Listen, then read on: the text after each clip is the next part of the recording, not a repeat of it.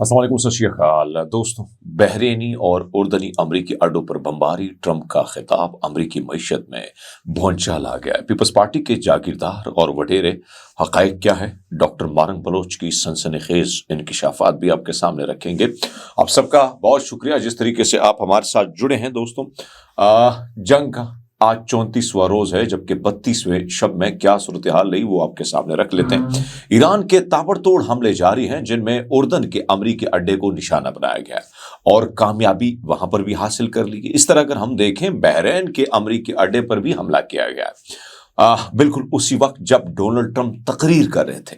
गुज़श्ता शब वस्त इसराइल पर भी ईरान के ईरान पर भी हमले हुए हैं और एनर्जी के असासे भी निशाना बनाए गए। मजीद बारा ईरान ने मुत्तहिदा अरब अमारात में इंटेलिजेंस बेस्ड कार्रवाइयाँ की हैं, जिनमें दावा भी किया गया है कि फौजियों को बाकायदा निशाना बनाया गया। अभी कुछ सैटेलाइट तस्वीरें आ रही हैं जो मैं आपके सामने रख रहता हूं, जिसमें कहा जा रहा है कि इस अड्डे में फौजियों की बहुत बड़ी तादाद मौजूद थी जब ये ईरान ने हिट किया। इसके साथ साथ इसराइल के मुतअद्दिद फौजी हलाक हो चुके हैं वहां पर लिबनानी मज़ाहमतकारों के सामने। और मैं मरकावा टैंक के हवाले से बताता चलूं कि $804 मिलियन का सिर्फ और सिर्फ टैंक्स की मद में जो है वो धचका मिला है इसराइल को। दूसरा अमेरिका ने तेहरान और अगर हम देखें इस्फहान जो है उस पर भी बड़े हमले किए हैं। इस्फहान में जेर जमीन असासों को बंकर बस्टर बमों से निशाना बनाया गया। जंग की 32वें शब भी ईरानी अवाम सड़कों पर निकल आए और हुकूमत के साथ यकजहती का इजहार किया। खुरम शहर, तेहरान, इस्फहान और मशहद, जंजान समेत दीगर शहरों में जो है ईरानी शहरियों ने मुजाहरे किए और वहां पर बड़ी तादाद में निकल आए और इंतकाम लेने का मुतालबा किया और हुकूमत में यानी हुकूमत के हक में भरपूर जो है नारेबाजी की। अब बात करते हैं अमेरिकी सदर डोनाल्ड ट्रंप के ईरान के जारी तनाज़े के बारे में। कौम से खिताब उन्होंने किया, जिसमें उन्होंने बार बार दोहराई गई दावों को दोहराया। फिर से अमेरिका अपने बेबुनियाद हिकमत अमली के मकासद के हुसूल के करीब है। ताहम इस खिताब ने मुल्क के अंदर सियासी मामला जो इसको शदीद रद्द-ए-अमल उसमें हमने देखा है और मालियाती बाजारों में भी हलचल मचा दी है। सीनियर डेमोक्रेट रहनुमा हकीम जेफरीज ने इंतजामिया के रवैये की मजम्मत करते हुए कहा कि अमरीकी अवाम हंगामा और बढ़ती हुई कीमत और इंतहा पसंद रिपब्लिक एजेंडे से तंग आ चुके हैं। उन्होंने ट्रंप पर जोर दिया कि वो फौरन इस गैर मुख्तात इंतखाबी जंग को खत्म करे जो मशरक़ वस्ता में जारी है। अमरीकी सेनेटर क्रिस कोविंस जो है उन्होंने खिताब किया। उन्होंने कहा कि यानी ये जो हिकमत अमली है इसमें बहुत सारी चीज़ें जो है डोनाल्ड ट्रंप पता नहीं किस चीज़ का शिकार है, गैर संजीदा है, बेबुनियाद और मुंतशिर उनकी तकरीर थी। उन्होंने खबरदार किया और वाज़ेह मंसूबे की गैर मौजूदगी अमरीकी खारजा पॉलिसी को उन्होंने कहा कि रुख के बारे में संगीन खदशात, वो कहते हैं जो सियासी रुख इख्तियार किए ये खतरनाक हो सकते हैं। सियासी तजकार सारा लॉरिंग वेल ने इस पर तनकीद यानी उन्होंने की और उन्होंने सख्त रवैया इख्तियार किया। वो कहते हैं ये एक पागलपन का खिताब था, एक पागल आदमी का। उन्होंने इस पर गहरी तशवीश का इजहार किया। उन्होंने कहा बैनुल-अक़वामी बहरान के दौरान किस हद तक फैसले करने की ये पागल सलाहियत रखता है। उन्होंने खबरदार किया कि ऐसी तकरीर मामूल जो है बनाना जो अदम इस्तेहकाम बढ़ा सकती है, खतरनाक। इसी दौरान सेनेटर क्रिस वैन बोलन ने सदर पर अवाम को गुमराह करने का इल्जाम लगाया और पहले दावों में तजाद की निशानदेही की। अगर हमने पहले ही जीत चुके हैं, वो कहते हैं, तो फिर हम वहां क्यों जा रहे हैं। उन्होंने सवाल उठाया कि जिस मुल्क की एतमाद और बैनुल-अक़वामी साख दोनों मुतासर हो सकती है, यानी ये बार बार बयान दे रहा है, यानी जिस किस्म से इसके बयानों में तजाद आ रहा है, तो इससे तो मुल्क की साख तबाह हो रही है। सेनेट की अक्सरियत के रहनुमा जो है चैक शूमर ने ईरान के तनाज़े में इंतजामिया के रवैये को तारीखी पॉलिसी की गलती है वो करार दिया और गैर वाज़ेह मकासद, कमज़ोर इत्तेहादी ताल्लुकात और एक अहम जोग्राफियाई सियासी लम्हे में क़यादत की नाकामी को जो है वो उन्होंने उजागर किया। सियासी असरात से आगे आते हैं। ट्रंप के खिताब का मालियाती बाजारों पर फौरी और ड्रामाई असर हुआ है। तकरीबन 25 मिनट के अंदर S&P 500 फ्यूचर्स मार्केट ने अंदाजतन $550 अरब की मार्केट खेप खो दी। S&P जो है ये 500 अगर हम देखें जो अमेरिकी की सबसे बड़ी 500 अवामी कंपनियों में बशमूल एप्पल, माइक्रोसॉफ्ट, अमेजोन की कारकर्दगी को ट्रैक करता है, को अमेरिकी मईशत की कलीदी पैमाने के तौर पर देखा जाता है। सियासी और इक़्तिसादी मुखालिफत में इजाफा अमेरिकी क़यादत के अंदर गहरी तकसीम को जाहिर करता है और इससे हिकमत अमली को अगर देखा जाए وضاحت جواب دہی اور امریکہ کے مشرق وسطیٰ میں کردار کے طویل مدتی اثرات کے بارے میں بڑے سوالات جو ہیں وہ جنم لے رہے ہیں۔ دوسری جانب ایران امریکی سلطنت کے مالی وسائل پر حملہ کر رہا ہے، خاص طور پر بانڈ کی جو مارکیٹ ہے اس پر۔ ان کا منصوبہ کافی سادہ ہے، بڑے پیمانے پر سپلائی کی کمی پیدا کرتا ہے جس سے مہنگائی بڑھے گی اور نتیجن بڑھتی ہوئی سود کی شرح جو ہیں امریکی معیشت کو تباہ کر دیں گی۔ امریکی جنگ میں داخل ہونے سے پہلے کافی خراب حالت میں تھا، جس میں قرض، جی ڈی پی کی شرح جو 120% سے زائد، جی ڈی پی کا 6% خسارہ اور بڑھتی ہوئی بے روزگاری شامل تھی۔ لیکن ہرمز کے بند ہونے کے بعد ایک ماہ نے صورتحال اور بھی خراب کر دی ہے۔ 10 سالہ بانڈ کی پیداوار تقریباً 0.5% بڑھ گئی ہے۔ امریکہ نے گزشتہ 3 سالوں میں سب سے کمزور ٹریجری نیلامی کی اور تقریباً 60% نیلامی میں متوقع سب سے زیادہ پیداوار رہی ہے۔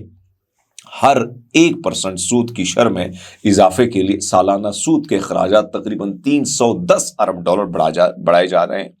اور چونکہ امریکی حکومت زیادہ تر کیا کرتی ہے، مختصر مدت کے بانڈز پر مالی اعانت حاصل کرتی ہے، سود کی شرح میں اضافہ براہ راست بڑھتے ہوئے خسارے میں تبدیل ہوتا جاتا ہے۔ ٹرمپ جتنی بار چاہے فتح کا اعلان کر سکے، لیکن اگر ہرمز بند رہا تو بانڈ کی پیداوار بڑھ جائے گی اور امریکی معیشت کو تباہ کر دے گی۔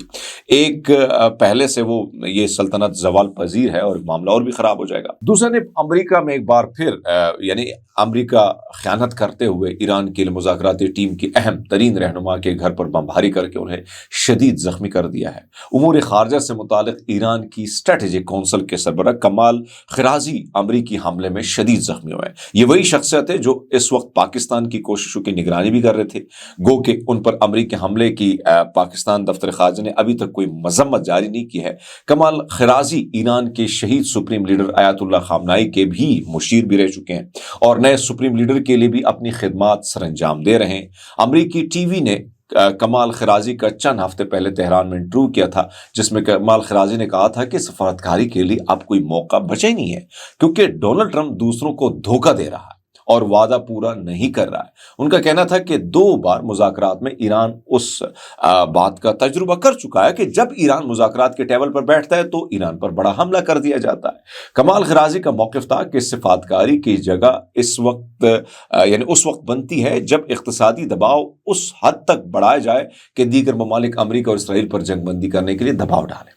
اس سے قبل علی لاریجانی کا قتل اور اب کمال خرازی کے قتل کی کوشش ثابت کرتی ہے کہ امریکہ بات چیت کے موڈ میں بالکل نہیں ہے، بلکہ صرف اپنی دہشت گردی جاری رکھنا چاہتا ہے اور خواہش ہے کہ ایران سرنڈر کر لے، لیکن ایران ہے کہ وہ سرنڈر سے موت کو زیادہ ترجیح دے رہا ہے۔ اب بات کچھ قومی مسائل پر کرتے ہیں۔ اپنے حق کے لیے اور سندھ کے بھائیوں اور انصاف کے لیے جدوجہد کرنے والی سندھ کی بیٹی ام رباب چانڈیو نے پاکستان پیپلز پارٹی پر بڑے الزامات عائد کیے۔ ام رباب چانڈیو نے کہا کہ جن ملزمان کو بری کیا گیا ان میں سے 2 پاکستان پیپلز پارٹی کے ٹکٹ پر ایمنیز ہیں۔